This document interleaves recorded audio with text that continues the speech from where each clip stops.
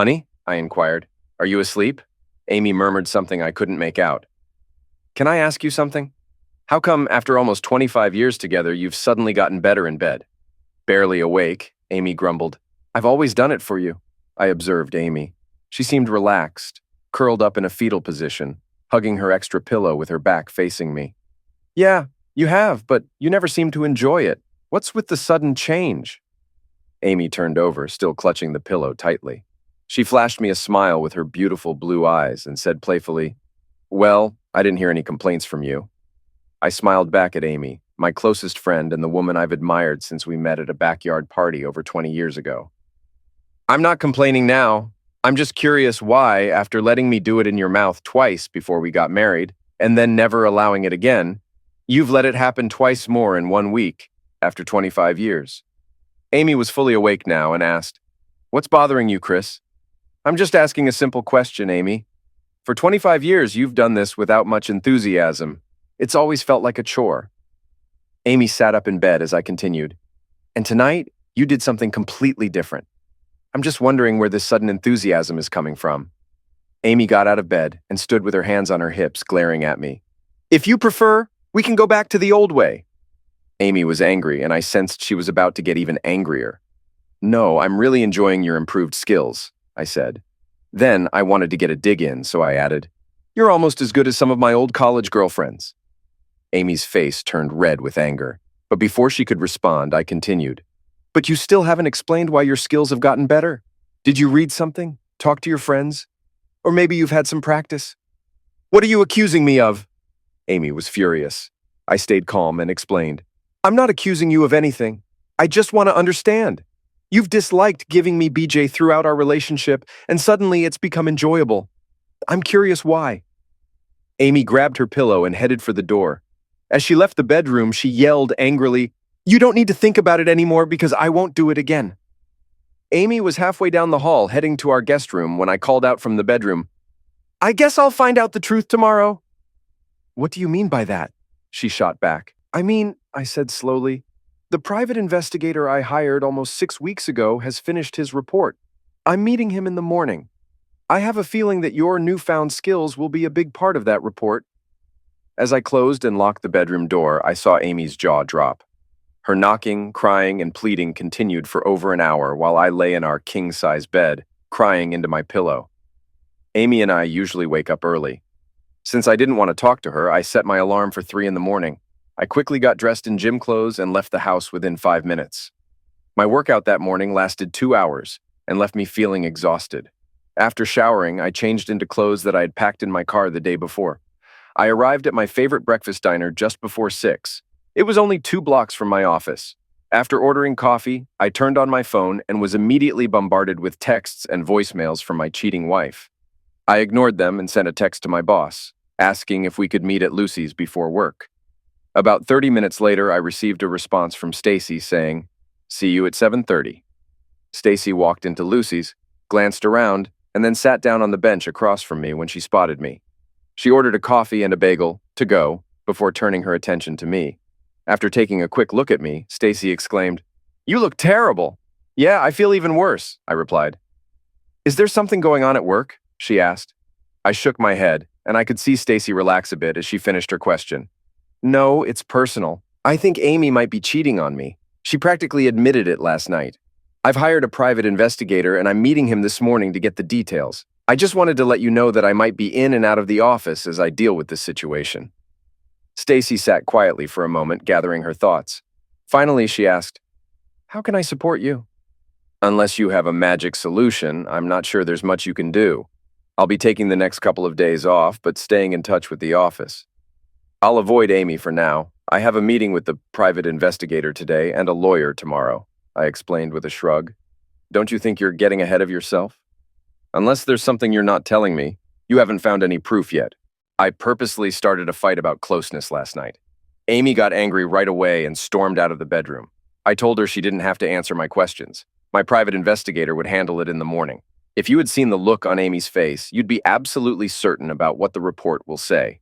You should talk to her, Chris. I know, I will, but not right now. Where are you going to stay? Stacy inquired. I'll book a room somewhere. Stacy rummaged through her oversized purse and eventually pulled out a set of keys. Handing me one of the keys, she said, "Here's a key to our cottage. You've stayed there before. It's only a 35-minute drive away. We won't be using it until the end of the month." As she gave me the key, she offered some advice. "Can I give you some advice?" "Of course. If things go the way you expect, your life will get worse before it gets better. It'll be tough for a while. Then one day you'll wake up and you won't feel completely terrible. You'll just feel miserable. That'll be the beginning of your recovery." It sounds like you're speaking from experience. My ex-husband divorced me 12 years ago. It was rough. We sipped our coffee and Stacy continued. "I don't talk about it much, mostly because I'm embarrassed. I messed up my life, my kid's life, and Tom's life. His family hates me. My son's friends hit on me because they know everything." I jumped in. "You don't need to share all this with me, Stacy." "I know. Even after 2 years of therapy sessions every week, I still have more questions about my stupid actions than answers." We both chuckled sadly. Stacy went on. "Tom discovered my cheating in the worst way possible. He tested positive for an STD. I gave my husband and closest friend a disease." I was speechless, so she continued. "It gets worse if that's even possible. I panicked and blamed Tom, saying he gave me the disease. We both knew, well, everyone knew I'm the one who cheated." "Why did you do it?" Stacy stared at the table as she confessed. "Because I could. Because I wanted to feel attractive again. Because I wanted a secret. Because I enjoyed forbidden, anonymous, rough closeness." She elaborated. "I travel for work just like you do. Once or twice a year, I'd meet someone interesting and invite them to my room. Looking back, it seems so foolish." We sat in silence until Stacy asked, "Have you ever been unfaithful?" "No, honestly, I've never felt tempted. Don't get me wrong, I'm not perfect. I enjoy flirting and knowing that women find me attractive, but I've never thought about betraying Amy." "Why do you think that is?" "It's just who I am. Closeness with Amy has been pretty ordinary. She's not into trying new things, but even a regular night with Amy is always better than the wildest one-night stand from college." "What made you suspicious?" "Amy and I have always had an active bed life. Even after 25 years, we're close 2 or 3 times a week. Lately, Amy's been a bit more forward, a bit more daring, a bit more—" I shrugged again. "After a couple of months, with a growing knot in my stomach, I hired a private investigator. I'll find out the results soon." "I bet Amy will call the office looking for you. What should we tell her?" "Let her know I'm taking some time off and won't be back until next week." Stacy picked up our bill, along with her bagel. She gave me a tight hug and said, "Stay strong. If you need anything, just let me know." Our daughters, Julie and Kate, were both in their 3rd year at the University of Connecticut. Julie was born 9 months before Kate and skipped 4th grade, so they graduated high school together. Julie was studying electrical engineering like me, while Kate was majoring in chemistry with plans for a medical career. I managed to get hold of Kate earlier, asking her and Julie to meet me later in the day without contacting their mom until we talked. "Dad, what's going on? Mom's been calling like crazy, and she must know we're avoiding her." I hugged Julie and kissed Kate's cheek, leading them to a quiet spot in UConn's student union. "You don't look so good, Dad," Julie remarked. I chuckled, realizing those were the same words my boss said earlier. "Yeah, I've heard that before." Then it was Kate's turn. "Just spill it, Dad. We're concerned. What's happening?" I'd rehearsed what to say, but when the moment came, I couldn't find the words. Instead, the tears I'd been holding back since meeting with the private investigator burst out. Both girls leaped out of their seats and hugged me tightly, providing comfort until I could compose myself. "I hate to break this to you, but I'm going to file for divorce from Mom. She's been having a long-term affair with a coworker," I told them. Julie began. "But Dad, are you—" Her words trailed off. "Yeah, sweetheart, I'm sure. I have evidence," I assured her. Julie looked stunned, and Kate started to cry. Then Julie spoke up again. "Dad, I need to see the proof. I know you wouldn't lie, but I need to see it." Earlier, I had picked out one of the less offensive photos from the investigator's report. I showed them a picture of their mom and Mike Brooks leaving a house their real estate firm was selling. They were kissing on the front porch. As they looked at the picture together, Julie began, "Dad?" "Sweetheart," I interrupted. "I have photos, videos, texts, and emails. I won't show you any of it, but I've seen them. They're terrible." Both girls were now in tears. "Are you really going to divorce Mom?" Kate asked through her sobs. "At this point, I don't see any other choice. I know I haven't been a perfect husband or father," I admitted. Waving off their objections, I continued, "But I've always tried to do right by you. Sometimes I messed up, but never on purpose. I've given my all to this family. I don't have anything left to give. And it seems like Mom wants more. The girls listened intently as I spoke.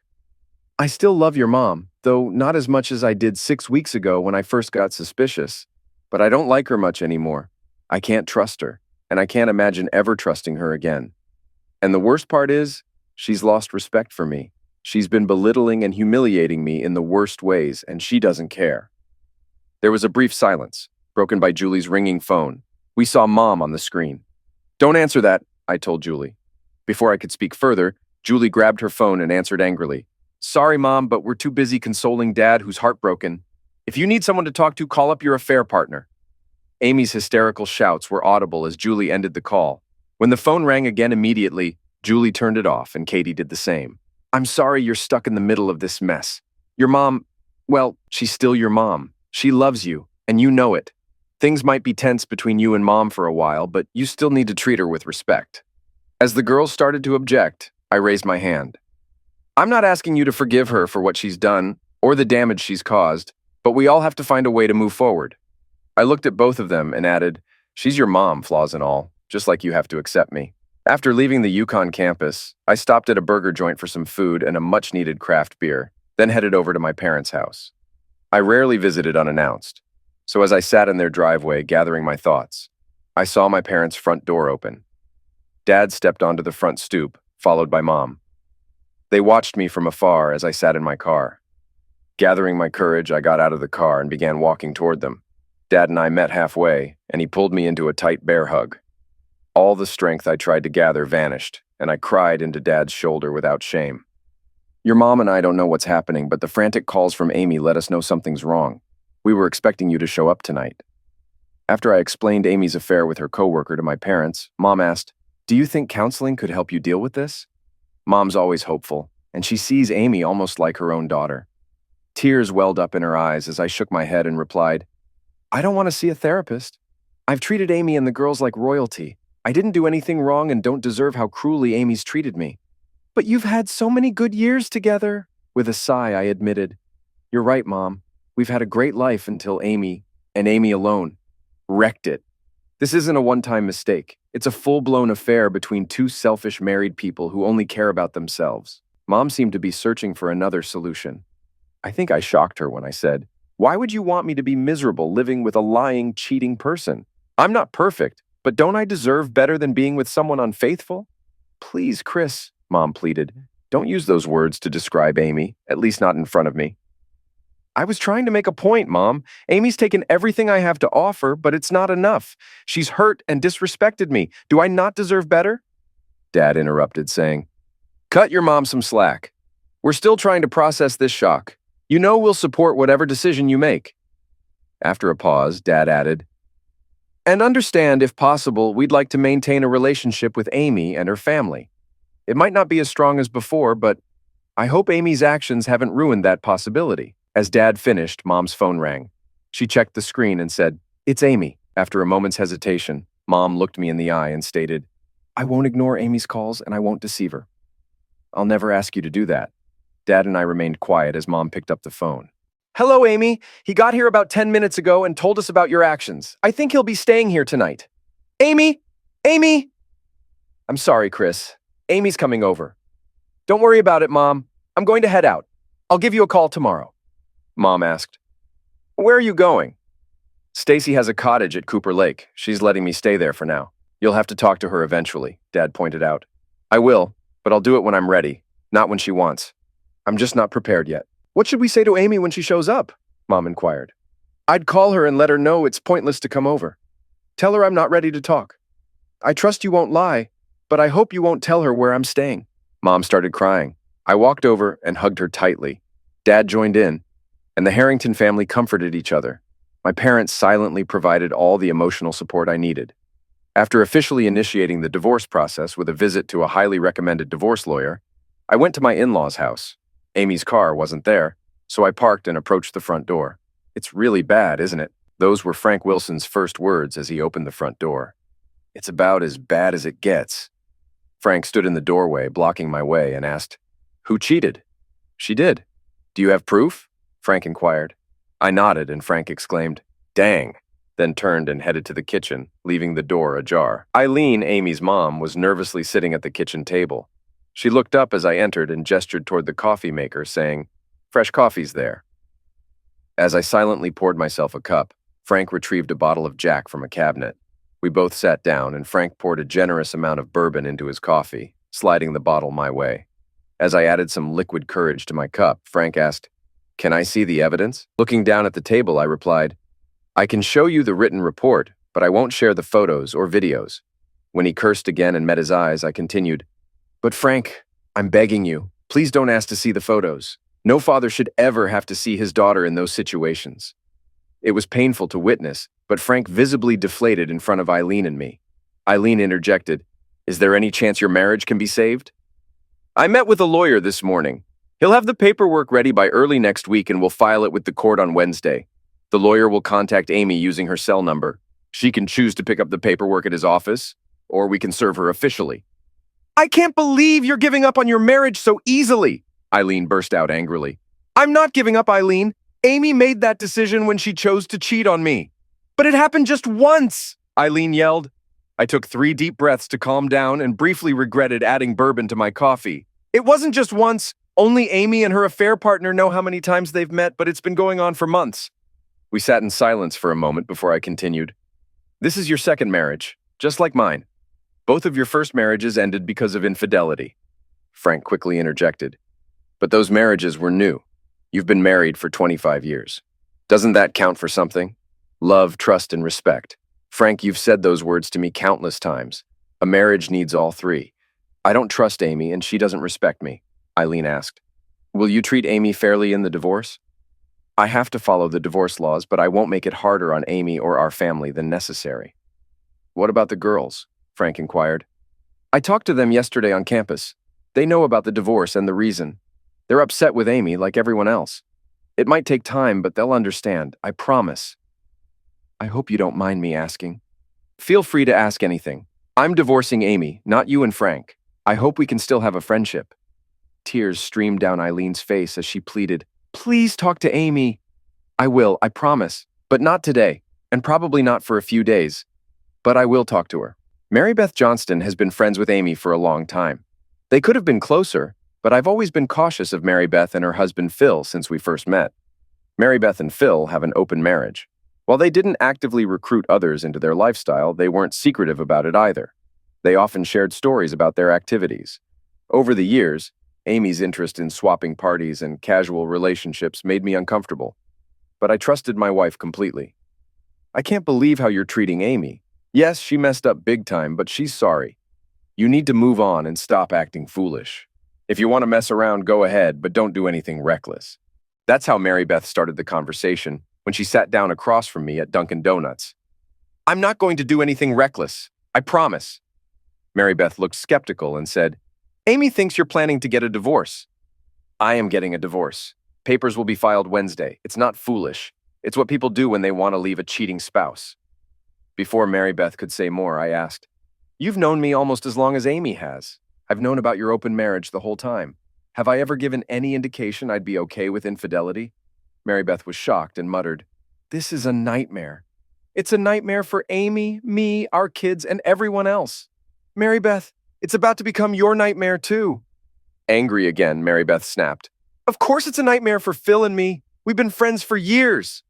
I smirked at Mary Beth, knowing my warning went right over her head. "What?" she asked, followed by an agitated "What?" "I've had a private investigator looking into Amy's suspicious behavior," I revealed. Staying assertive, Mary Beth retorted, "Yeah, so what? He caught her cheating." "The PI's report includes all the text messages between you and Amy for the past 6 months," I continued. Mary Beth tried to process this when I dropped the bomb. "I know Mike was part of your swapping group before he got married. You even told Amy he has a big Johnson. When you found out he was working with Amy, you pushed her to go for it. Amy's kept you updated on their dates. I know every detail, you witch." Before Mary Beth could speak, I cut in, "Every action has consequences. Amy's cheating leads to divorce. Your consequences won't be as severe, but I'll make sure to mess with your lives." "How will you do that?" she demanded. With a smile, I answered, "Glad you asked."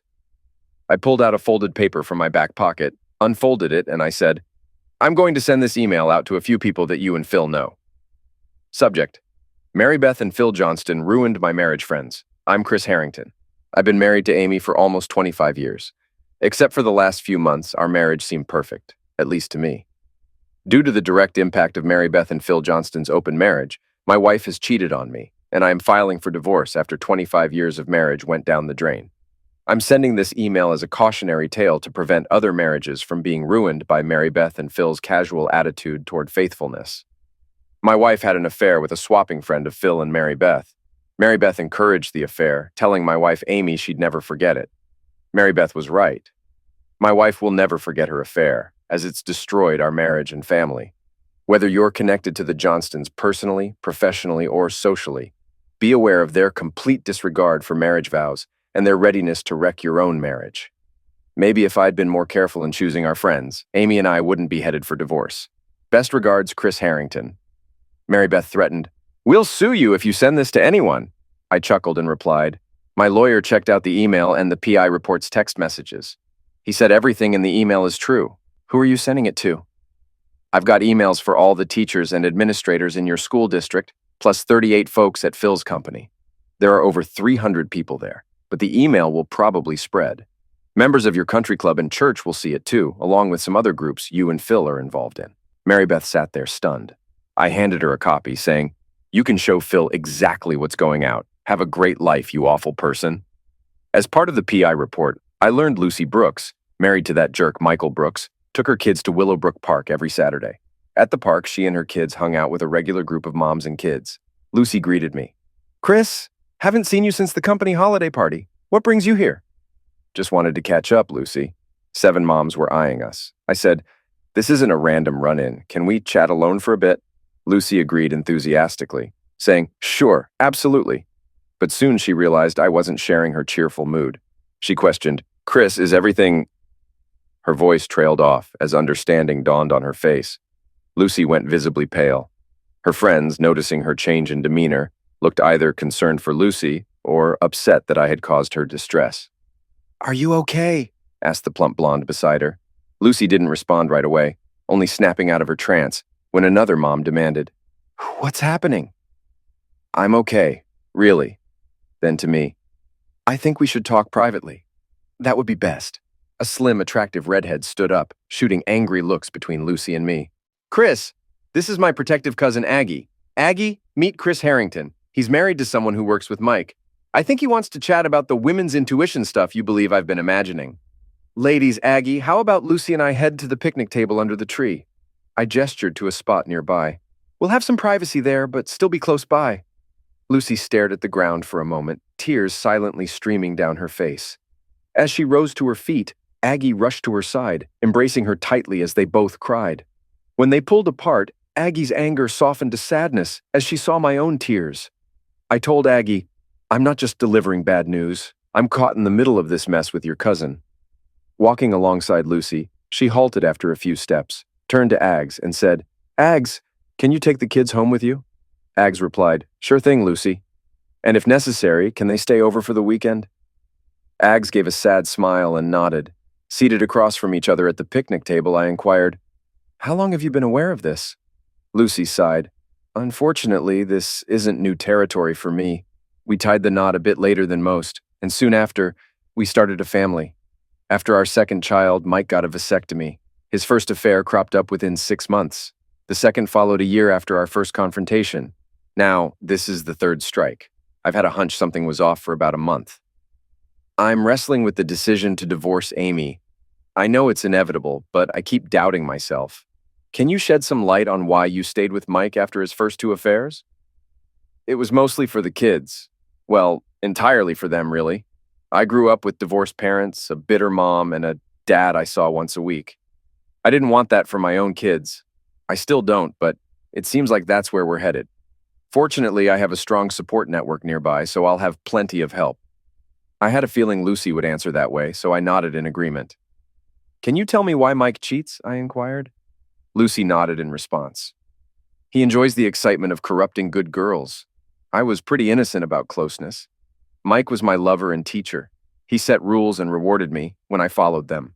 I like being his naughty partner, but only in a loving, faithful marriage. Do you have any evidence? Lucy asked. Handing her a thick envelope, I replied, I suggest giving this to your lawyer and avoiding looking at it. Most of Mike and Amy's conversations are hurtful. There's nothing there except pain. What made you suspicious of Amy? Lucy inquired. I chuckled, saying, It seems Mike had similar expectations for Amy. Like a loyal pup, she learned the tricks and shared them with me. I've decided to stay at Aggie's place for the weekend while we've been talking. I know it's a big ask, but could you drive me home so I can pack for a few days? Before I could respond, Lucy warned, Mike will be there. I'm not worried about your lousy husband. I'm happy to take you home, I assured her. After sorting out everything with Aggie, Lucy came back to me and we headed to my car. The drive to her house was pretty quiet. When we reached her street, she pointed to an SUV parked on the side and told me to stop there. Following her instructions, I parked next to the truck and watched as Lucy signaled to the driver. Then, she gestured ahead and told me her house was the white Colonial, 5 houses down on the left. As I pulled into the driveway, the SUV followed behind me. Mike was out in the front yard mowing the lawn. Things unfolded quickly. Mike waved to Lucy as she got out of my car. 2 women swiftly exited the SUV, flanking Lucy and guiding her to the front door. A big man trailed behind the women, standing guard by the entrance after they went inside. Meanwhile, an older man emerged from the SUV just as I stepped out of my car. He approached me with a handshake and introduced himself. I'm Larry Green. Lucy is my daughter. I leaned against the front of my car, hands on the hood, watching as Mike approached. Chris? Chris Harrington? What's Lucy doing with you? Mike looked shaken, his face pale. I ran into her at the park this morning. I had some important stuff to share with her from my private investigator. Before Mike could say anything, Larry chimed in. You're scum, Mike. You've just lost the only good part of your sorry life. This is all garbage, Mike yelled, then rushed towards the front door, shouting, Stay out of my way, Georgie! I figured Georgie was the big guy sitting on the steps. He didn't budge until Mike tried to pass. Then he swiftly got up, pushed Mike back, and sent him tumbling to the ground. Larry gave me a questioning look. It looked like Mike slipped, I said. Larry nodded. Yep, sure did. Mike struggled to get up eventually. Turning to me, he shouted, It's all your wife's fault. She came after me. Everyone knows she's just a public property. I won't argue with you there, Mike. Amy's a witch, but she's not my problem anymore. I chuckled sadly, trying to hide my emotions. Just then, Larry put his hand on my shoulder, giving me a boost. You and Mike are a match made in hell. You both know each other's game. How do you think that'll play out? I don't want anything to do with her, Mike spat. Well, lucky for her then. She's got enough problems without dealing with a jerk like you, I retorted. I shook hands with Larry and said, This guy isn't worth my time. I'm out. Take care of Lucy. She's a great woman. It had been 2 weeks. Amy got served, and her lawyer was talking with mine. Life felt like a bleak routine. During lunch, I checked my voicemail and heard from my mother-in-law. Hey, Chris, it's Eileen. Just reminding you about the promise you made to talk with Amy. It'd mean a lot if you could give her a call. Thanks. Love you. Grinding my teeth, I reluctantly dialed my home number, knowing Amy was at work. I left this message. Amy, it's Chris. I'm staying at Stacy's family lake house. If you're up for it, swing by on Saturday for lunch. I'll make sandwiches. We can chat. Meet me at the backyard picnic table at noon. On Saturday. Thanks for coming out here, Chris. This lunch setup looks great. Thanks, Amy said, sitting across from me at the picnic table by the lake. Even without her usual radiance, Amy still looked good after all these years. It's nice to see you, Amy. Appreciate you making the drive, I replied. Amy glanced around and said, It's so serene here. I agree. Initially, I was considering moving into a downtown condo near the office, but lately I've been eyeing lakefront properties around here, I shared. My unintended comment hit Amy hard, and I could see the devastation in her eyes right away. Amy, I started, but she cut me off with a wave of her hand. Tears welled up as she said, No need to apologize. I'm just being overly sensitive. Looking away from the table, Amy continued, I'm so scared. Her words hung heavy in the air as she collected herself. I've been scared before. Many times, work challenges, raising our wonderful daughters, they've all terrified me. But I always had you by my side. We were a team, and I knew together we could tackle anything, she reflected. Smiling softly, I agreed. We did a good job, didn't we? We shared a peaceful moment eating our lunch. I topped off Amy's wine glass and poured myself another beer. I've started seeing a therapist, Amy sighed. Well, shrink isn't fair. Dr. Poplar has been great helping me navigate the end of our marriage and find my way forward solo. I'm glad to hear that, Amy. I hope it helps you find the closure you need, I replied. I've told myself over and over not to ask you about reconciliation. Everyone says it's not possible, but I have to ask. Is there any chance you can forgive me and we can try again? Amy's voice trembled with hope. I took a deep breath and downed a swig of beer. That's two separate questions, Amy. I've been wrestling with the forgiveness part since we agreed to meet today. I've made a commitment to myself to try, I admitted. After some thought, I continued. It's going to be a process, and I'm not sure if it's achievable, but I'm going to give it a shot. But let me be clear, if I do forgive you, it's not primarily for your sake, but for the girls, our family, and myself. Finishing off the rest of my beer, I added, we'll still be in each other's lives enough that I don't want to carry around any bitterness. But Amy, the divorce will proceed and we won't be getting back together. Amy cried and nodded in understanding. She asked, can I reach out if I need support? If I need someone to talk to? Though I wanted to shout, I kept calm, grabbed another beer from the cooler and filled my glass. Once I composed myself, I proposed, how about a compromise? Until the divorce is final, let's handle things through our lawyers. Afterward, I'll be open to your calls, except for emergencies. 7 months later, our divorce was finalized.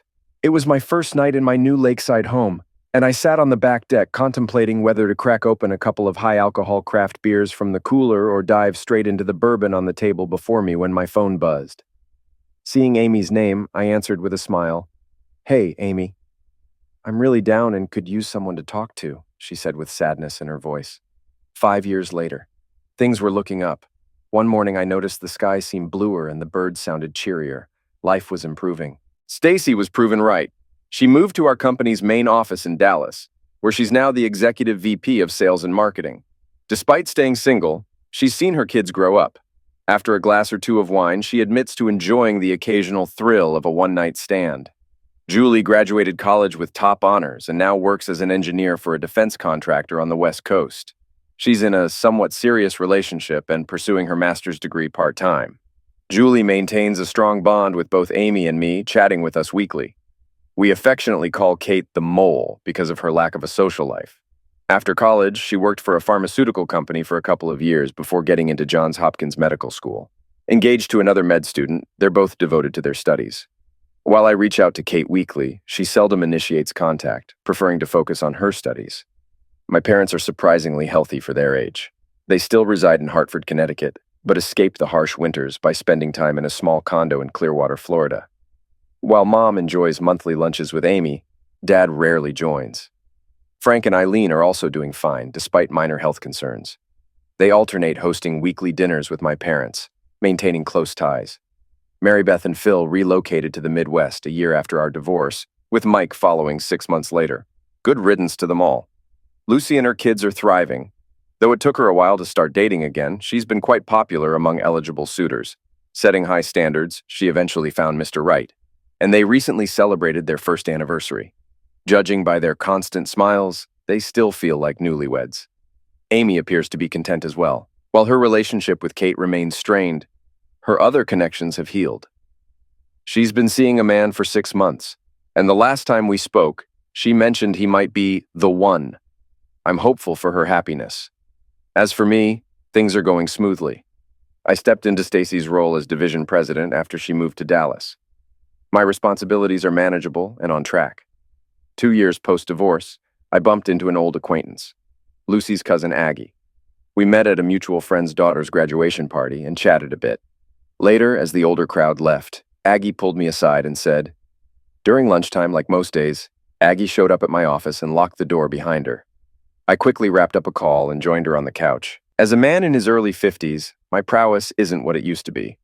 While I may have been more energetic in the past, now I can only offer a few drops.